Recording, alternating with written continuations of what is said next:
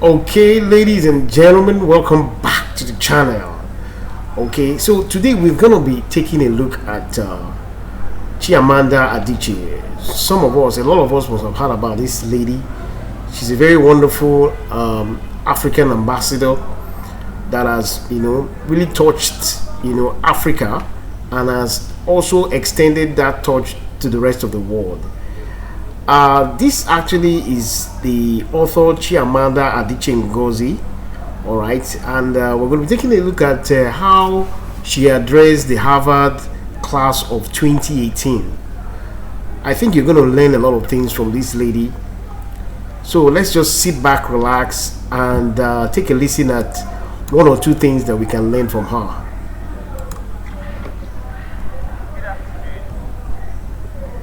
Harvard class of 2018, hello.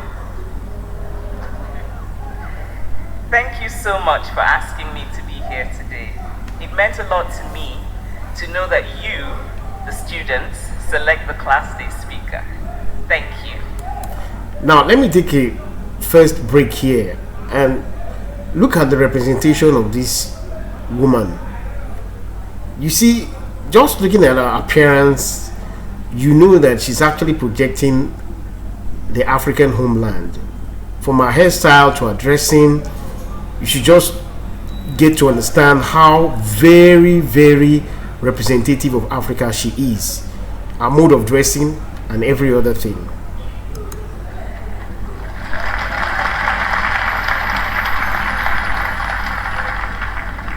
Congratulations to you and to all your loved ones who are here.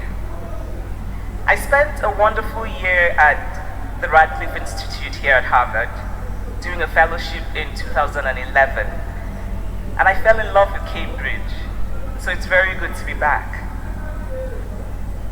My name is Chimamanda. In Igbo, it means my personal spirit will never be broken. Now, that's one other thing I want to draw your attentions to.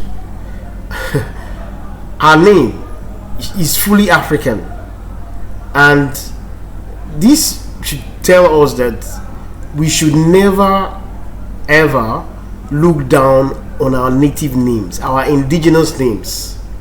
My indigenous name is surname. My first name is Oluwatobi, and it means God is great. All right, I even prefer being called by my native name than any other name. All right, the same thing applies to my surname. All right, so what I'm trying to say in essence is this: we should not, part of looking down on yourself is not wanting to bear indigenous names. I mean, why should you be bearing foreign names when you should be representative of your own indigenous, tribe or placement in Africa?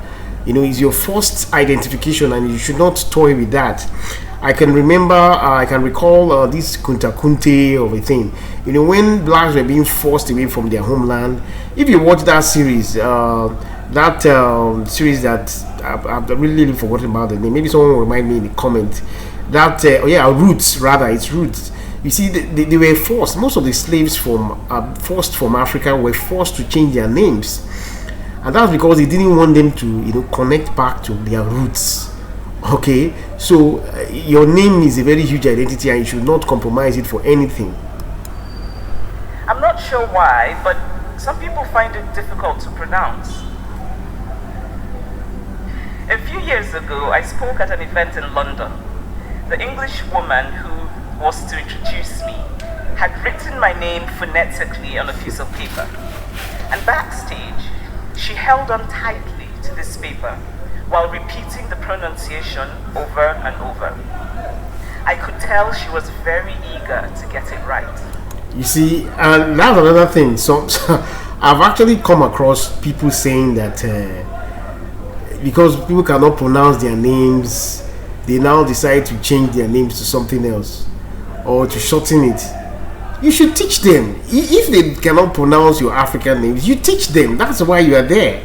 You shouldn't change your name altogether just because some people cannot pronounce it correctly. You teach them how to pronounce it so that they will identify you for who you are. All right, rather than just sweeping it under the carpet, in my own opinion anyway.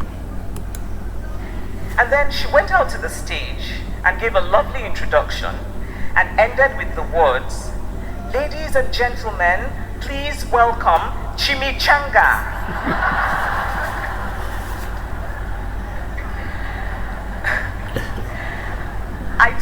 I told this story at a dinner party shortly afterwards, and one of the guests seemed very annoyed that I was laughing about it. "That was so insulting," he said. "That English woman could have tried harder." But the truth is, she did try very hard. In fact, she ended up calling me a fried burrito because she had tried very hard, and then ended up with an utterly human mistake that was the result of anxiety. So the point of this story is not to say that you can call me Jimmy. And just look at how those students are looking at her with awe and attention. Changa. Don't even think about it. The point is that intent matters, that context. You see that look at this this lady, this wonderful African lady from Nigeria. This is the kind of representation we want for people going from Africa to the West. We want you to keep and preserve African culture and not, exchange it or sell it out for anything. Don't be a sellout. Be a true representation of what we are in Africa. All right, both our development and our culture and everything, in dressing, in speaking, in name identification, very important. Matters.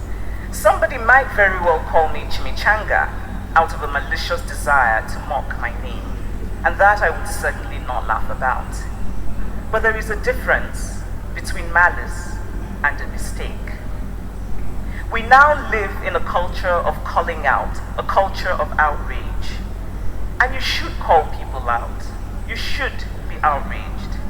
But always remember context and never disregard intent. If I were asked the title of my address to you today, I would say, above all else, do not lie. Or, don't lie too often. Which is really to say, tell the truth. Just look at the crowd. I mean, an African, a Nigerian, an Igbo lady addressing this crowd of students from Harvard. For those of you who don't know, Harvard is one of the top 3 or 5 universities in the world.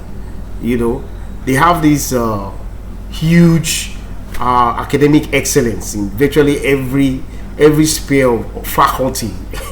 So you can just imagine the impact this lady is making at this moment.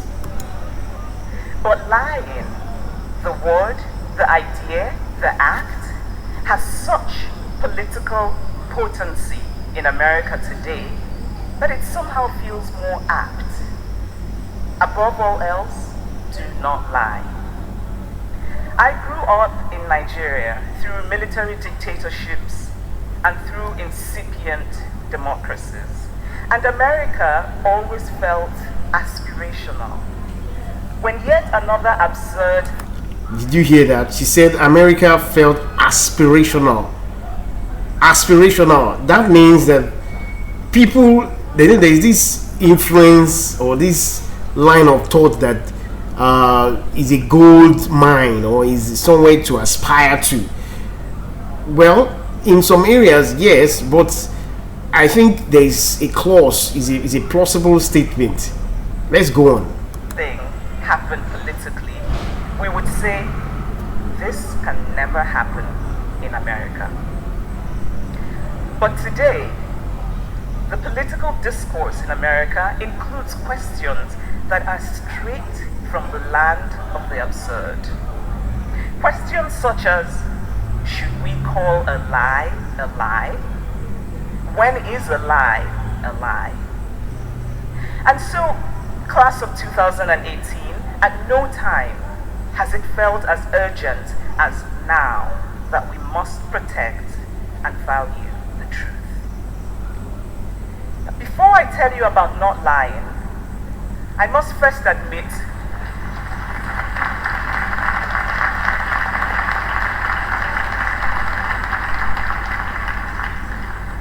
before I tell you about not lying, I must first admit to lying. I routinely lie about my height, even at the doctor's office. In Lagos, when I'm meeting friends for lunch, I lie about being stuck in traffic when I'm really still at home, only just getting dressed. Now, there are other lies. Sadly, however, I cannot tell you about them without having to kill you afterwards. But what I know is that I have always felt my best and done my best when I veer toward truth, when I don't lie. And the biggest regrets of my life are of those times when I did not have the courage to embrace the truth. Now, telling the truth does not mean that everything will work out. Actually, it sometimes doesn't. I'm not asking you to tell the truth because it will always work out, but because you will sleep well at night. And there is nothing more beautiful than to wake up every day holding in your hand the full measure of your integrity. Many years ago, before my first novel was published, I attended a writers' conference here in the US. It was a gathering of many aspiring writers and a few established writers. Now, the former, the aspiring writers, sucking up to the latter, the established writers, was a revered ritual of the conference. And so, during one of the breaks, I walked up to a man, an established writer, whose name I knew well, but whose work I had not read. I shook his hand and told him what a fan I was. "I love your work," I said. His wife was sitting next to him. "So, which of his books have you read?" she asked, and I froze. "Which have you read?" she asked again. Everyone at the table was quiet, watching, waiting. I smiled a mad smile, and I mumbled, the one about the man discovering himself," which of course was complete bullshit. But I thought it might be convincing, since that kind of describes half of all the novels written by men. And then I fled.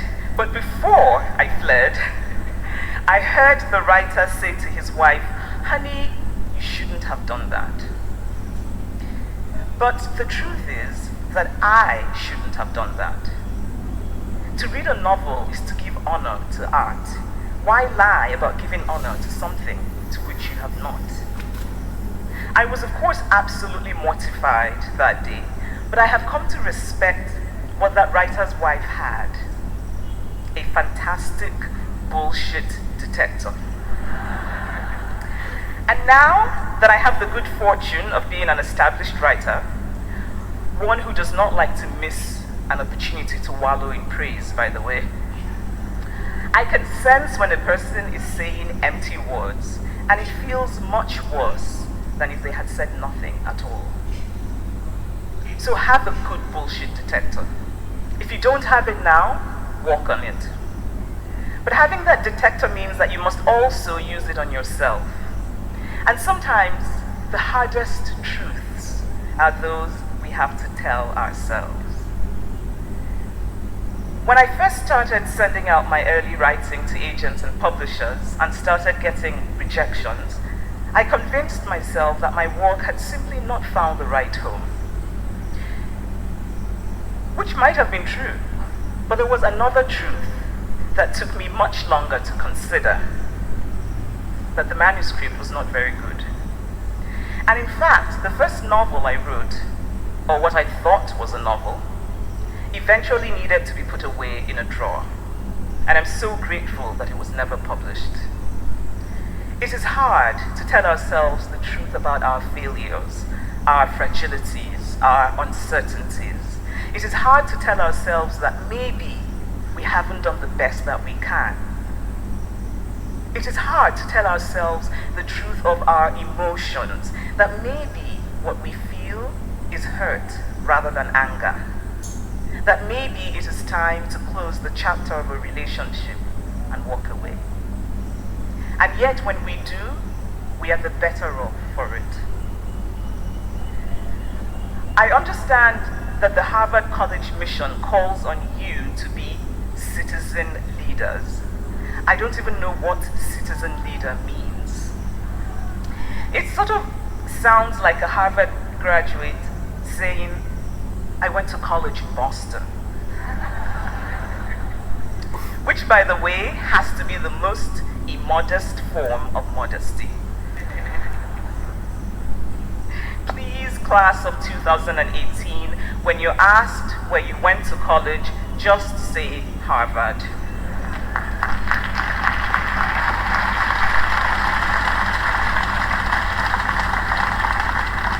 By the way, I went to Yale for graduate school, not New Haven, which has other universities.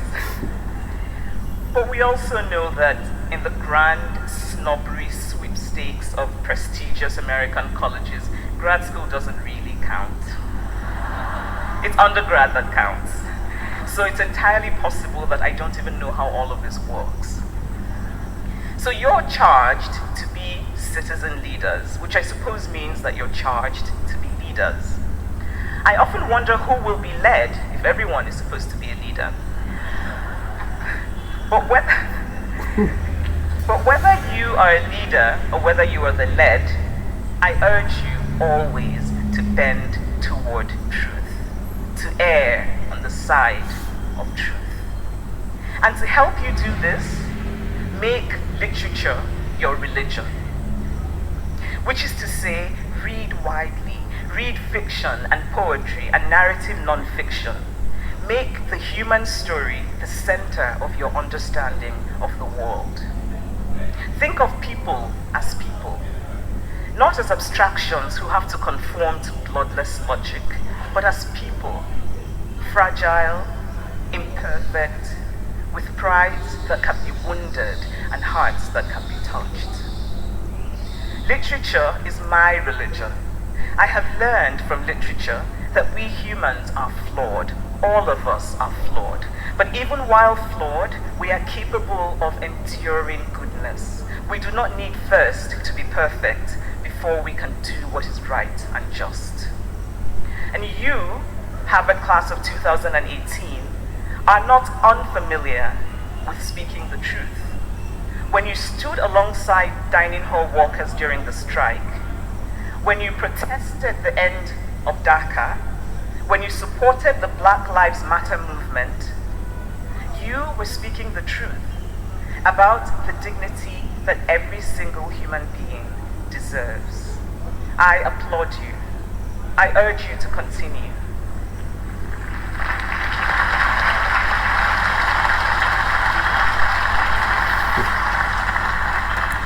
Now, she struck a very good chord there, and I totally agree with her. But remember that now, outside the cocoon of Harvard, the consequences will be greater. The stakes will be higher. Please don't let that stop you from telling the truth. Sometimes, especially in politicized spaces, telling the truth will be an act of courage. Be courageous. Never set out to provoke for the sake of provoking, but never silence yourself out of fear that a truth you speak might provoke. Be courageous. People can be remarkably resistant to the facts that they do not like, but don't let that silence you from speaking the truth. Be courageous. Be courageous enough to acknowledge that even if there is no value in the position of the other side, there is value in knowing what that position is. Listen to the other side, at least the reasonable other side. Be courageous enough to acknowledge that democracy is always fragile and that justice has nothing to do with the political left or the political right. Be courageous enough to recognize those things that get in the way of telling the truth. The empty cleverness, the morally bankrupt irony, the desire to please. the deliberate obfuscation, the tendency to confuse cynicism for sophistication. Be courageous enough to accept that life is messy. Your life will not always perfectly match your ideology. Sometimes even your choices will not align with your ideology. Don't justify and rationalize it. Acknowledge it. Because it is in trying to justify that we get into that twisting, dark, unending tunnel of lies from which it is sometimes impossible to re-emerge whole. Be courageous enough to say, I don't know. This might be harder to do with everyone calling you Harvard, but ignorance acknowledged is an opportunity. Ignorance denied is a closed door, and it takes courage to admit to the truth of what you do not know. Some people think that Harvard is the best school in the world. Personally, I'm not so sure. I need to know what my people at Yale think about that. But I do know that for many people all over the world, Harvard has become much more than just a school. Harvard is a metaphor for untouchable intellectual achievement.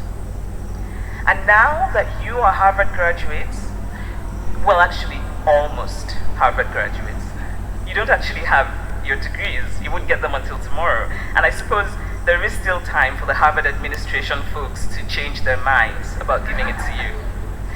But assuming they don't change their minds and you do get your degrees tomorrow and become Harvard graduates, the world will make assumptions about you. Many of them will be to your benefit, such as the assumption of competence and intelligence. Employers will pay attention to your resume when they see Harvard on it. But there will be other assumptions. People who don't know anything about you except that you went to Harvard will assume that you feel superior, that you think you're all that.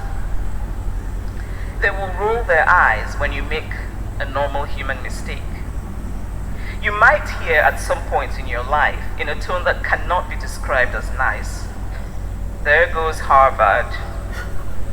Now, full disclosure, a friend once told me that the only thing he learned at Harvard was to behave like a person who went to Harvard. And I have often repeated that story quite gleefully. So you will inspire resentment, and hopefully that will help you keep in mind the humanity of everyone, including the privileged. But these assumptions that people will make about you are minuscule compared to the enormous privilege that comes with a Harvard degree. You now have a certain kind of access, a certain kind of power. And I know it is terribly cliched to say that you must now use this power to change the world. But really, you must now use this power to change the world.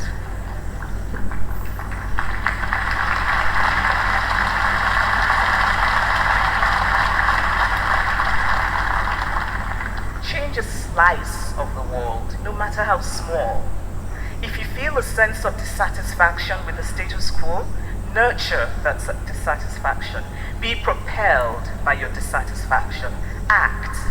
Get into the system and change the system. Challenge the stale assumptions that undergird so many of America's cultural institutions. Tell new stories. Champion new storytellers.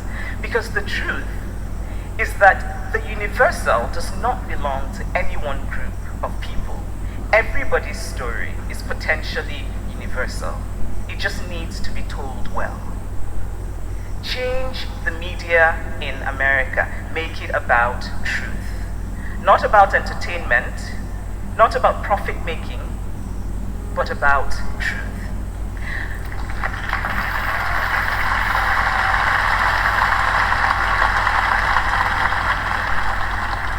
And while you're doing it, be astute about when you need balance and when you don't.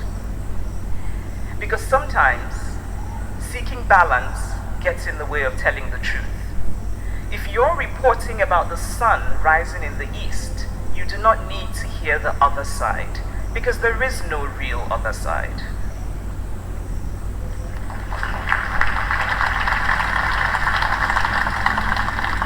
A Harvard degree will give you access and opportunities, but sadly, I have to inform you that it will not make you invincible. You still have that fragile human core at the center of all of us. There will be times when you're petrified of failing, when fear of failure holds you back. In those moments, here is the truth that is easy to forget. You don't actually know that you will fail.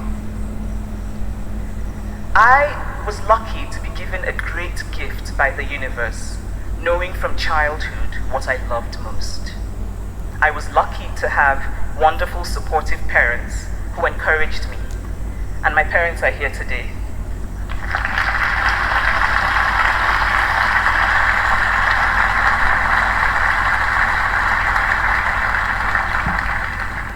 Writing is what I love. Had I not had the good fortune of being published, I would be somewhere right now, completely unknown, possibly broke, but I would be writing.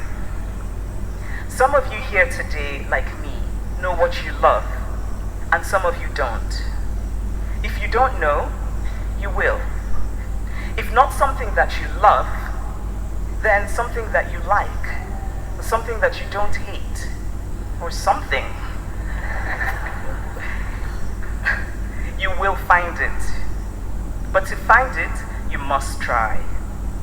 The wonderful Shonda Rhimes said very wisely that you have to do something until you can do something else. Try. If it doesn't work out, try something else. I knew from spending a year in medical school that it was not for me. Actually, that's not really true. I knew even before medical school, but going to medical school clarified it for me. And it's not wasted time, it's experience. And experience will serve you in ways you do not expect. I cannot tell you how many times in the course of writing my second novel, Half of the Yellow Sun, which was a deeply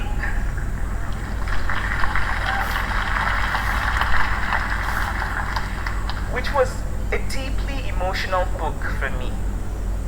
I felt choked with uncertainty. I would climb into bed and eat chocolate. But I knew that after all the chocolate eating, after all the sinking into a dark place, that I would get up and keep writing. I cannot tell you how often I would sit down to write, and instead I would find myself going online to look at shoes and to put different shoes in various online carts and then remove some and put some back and order some and then not order some. I'm actually thinking of starting a society of esteemed procrastinators, and I suspect that many of you would probably sign up. Procrastinating is a form of fear, and it is difficult to acknowledge fear. But the truth is that you cannot create anything of value without both self-doubt and self-belief. Without self-doubt, you become complacent. Without self-belief, you cannot succeed. You need both. And there is also the fear of measuring up, of keeping up, which for you might be heightened by the heavy weight of all those Harvard expectations. I want to share a line from a lovely poem by Mary Oliver. Whoever you are, no matter how lonely, the world offers itself to your imagination.